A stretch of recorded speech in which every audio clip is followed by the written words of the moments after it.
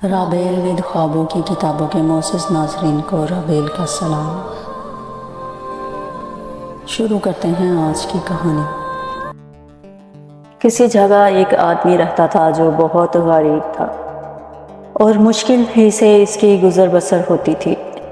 اس آدمی کے 4 بیٹے تھے اور چاروں جوان تھے، مگر وہ سب کے سب بیکار تھے۔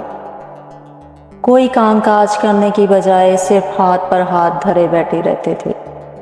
اس طرح وہ اپنے باپ کے لیے بوجھ بنے ہوئے تھے۔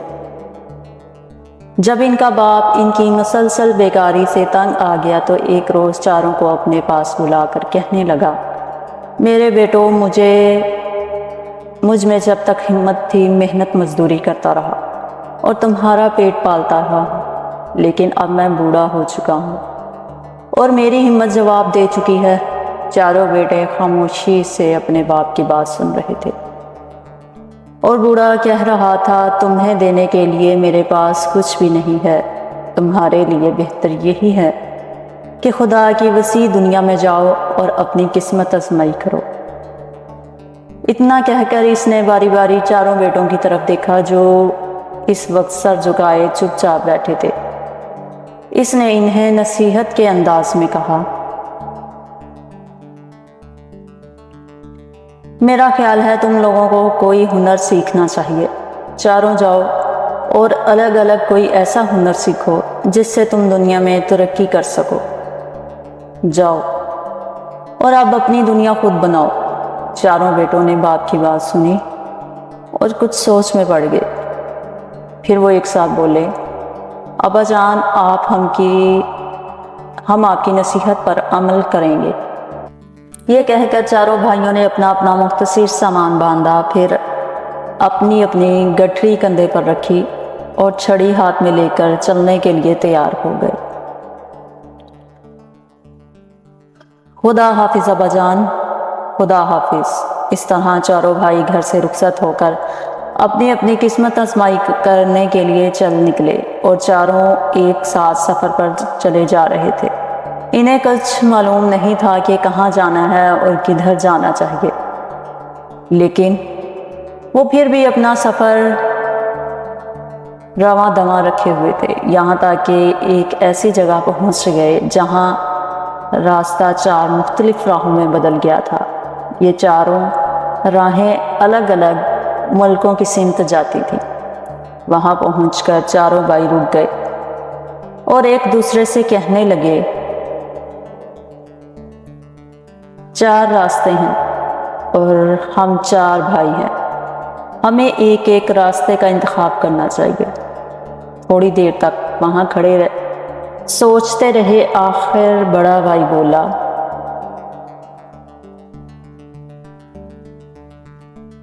اب ہمیں ایک دوسرے سے جدا ہو جانا چاہیے۔ شاید ہماری قسمت میں یہی لکھا ہے۔ تم ٹھیک کہتے ہو، ہمارے لیے یہی بہتر ہوگا۔ دوسرے تینوں بھائیوں نے بھی اس کی تائید کی۔ یہ دیکھ کر بھائی نے کہا، ایک بات یاد رکھو، آج سے ٹھیک 4 سال بعد ہم سب کو اسی چوراہے پر آ کر ملنا ہے۔ اس دوران میں ہم میں سے ہر کوئی اپنی قسمت آزمائے اور کوئی نہ کوئی ہنر سیکھے، مگر وہ چاہے کہیں بھی ہو، ٹھیک 4 سال کے بعد اسی جگہ پہنچ جائے۔ اسی طرح ہم چاروں پھر سے مل جائیں گے۔ بڑے بھائی کی یہ تجویز سب بھائیوں کو پسند آئی اور وہ کہنے لگے، ٹھیک ہے، اس طرح ہم سب ایک ساتھ واپس گھر جا سکیں گے۔ ہم ایک ساتھ گھر سے آئے ہیں اور ہمیں اکٹھے ہی واپس جانا چاہیے۔ ہمیں ایک ساتھ دیکھ کر باپ کو زیادہ خوشی ہوگی۔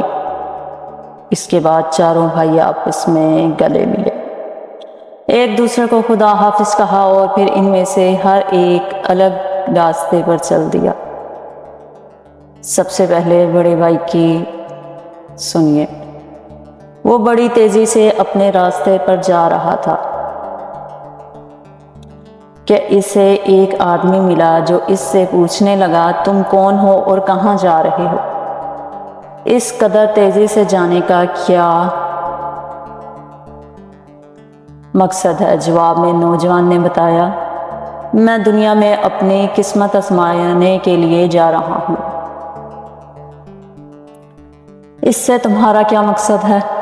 اس آدمی نے دریافت کیا، جس پر نوجوان نے جواب دیا، میں کوئی ہنر یا تجارت سیکھ کر اپنی قسمت آزمائی کرنا چاہتا ہوں۔ اگر یہ بات ہے تو میرے ساتھ آؤ، میں تمہیں ایک ہنر سکھاؤں گا۔ مگر وہ ہنر کیا ہے؟ نوجوان کے اس سوال پر آدمی بڑے اطمینان سے بولا، میں تمہیں یہ سکھاؤں گا کہ ایک ماہر اور چلاک چور کیسے بنا جاتا ہے۔ میں تمہیں چوری کا ایسا ہنر سکھا دوں گا جو آج تک کسی چور نے نہ سیکھا ہوگا۔ نہیں، میں یہ ہنر نہیں سیکھنا چاہتا۔ نوجوان جلدی سے بول پڑا، چوری اچھا ہنر نہیں ہے، اس کا نتیجہ آخرکار پھانسی کا پھندا ہوتا ہے۔ میں چوری کا ہنر سیکھ کر اپنے آپ کو موت کے منہ میں نہیں ڈالنا چاہتا۔ اوہ نہیں، تمہیں موت کا خطرہ نہیں ہوگا۔ میں تو تمہیں صرف یہ دکھاؤں گا کہ کسی چیز کو اس طرح چرایا جائے کہ دوسرے کو کانوں کان خبر نہ ہو سکے۔ آدمی نے اسے حوصلہ دیتے ہوئے کہا،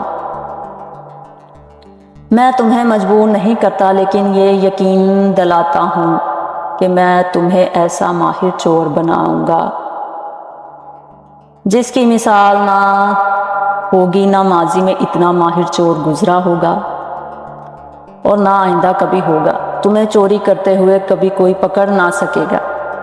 جب اس آدمی نے نوجوان کو یقین دلایا تو وہ چوری کا ہنر سیکھنے پر راضی ہوا، چنانچہ وہ آدمی اسے اپنے ساتھ لے گیا اور اس نے بہت ہی تھوڑے عرصے میں نوجوان کو چوری کرنے میں اس قدر ماہر بنا دیا کہ کوئی دوسرا اس کی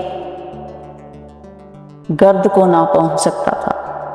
دوسرا بھائی اپنے راستے پر چلا جا رہا تھا کہ اسے بھی ایک آدمی ملا جو اس سے پوچھنے لگا، اے نوجوان، تم کہاں جا رہے ہو؟ جواب میں اس نے بتایا، میں کوئی ہنر سیکھنے جا رہا ہوں، اس طرح میں اپنی قسمت آزمائی کروں گا۔ تم کس قسم کا ہنر سیکھنا چاہتے ہو؟ اس آدمی نے دریافت کیا، جس پر نوجوان سر ہلاتے ہوئے بولا، یہ تو ابھی مجھے معلوم نہیں، لیکن میں کوئی انوکھا ہنر سیکھنا چاہتا ہوں۔ اگر یہ بات ہے تو میرے ساتھ آؤ، میں تمہیں ایک ہنر سکھاؤں گا۔ کون سا ہنر؟ پہلے مجھے بتاؤ۔ نوجوان کے اس سوال پر آدمی نے کہا، میں تمہیں نجومی بناؤں گا۔ ستارہ شناسی ایک اعلیٰ درجے کا ہنر ہے۔ اگر اس میں کوئی مہارت حاصل کر لے تو پھر اس سے کوئی چیز پوشیدہ نہیں رہتی۔ جب تم ایک ماہر نجومی بن جاؤ گے تو تم سے بھی کوئی چیز پوشیدہ نہیں رہے گی۔ نوجوان ستاروں کا ہنر سیکھنے پر خوشی خوشی راضی ہو گیا اور وہ آدمی اسے اپنے ساتھ لے گیا۔ اس نے نوجوان کو علم نجوم سکھانا شروع کر دیا اور بہت تھوڑے عرصے میں اس میں ماہر کر دیا۔ اسی طرح وہ کچھ عرصہ وہاں رہا، پھر ایک دن کہنے لگا، آپ نے مجھے علم نجوم میں ماہر کر دیا ہے، اس کے لیے میں انتہائی شکر گزار ہوں، مگر اب میں آپ سے رخصت چاہتا ہوں۔ اگر تمہاری یہی مرضی ہے تو میں تمہیں روک نہیں سکتا۔ یہ آئینہ اپنے پاس رکھو۔ زمین اور آسمان پر جو کچھ ہو رہا ہے تم وہ اس آئینے میں دیکھ سکو گے، اور اس طرح کوئی چیز تمہاری نظروں سے پوشیدہ نہیں رہے گی۔